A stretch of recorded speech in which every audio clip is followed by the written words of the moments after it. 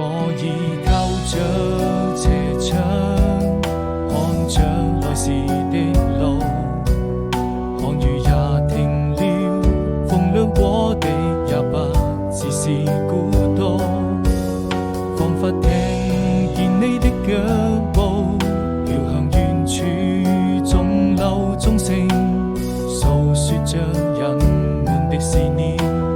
人在旅途，從那年夏天再一次踏上這條小路，走到哪裏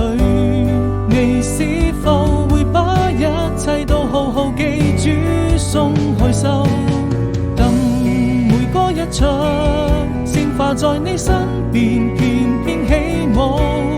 那是送給你生命中最真摯的祝福，我們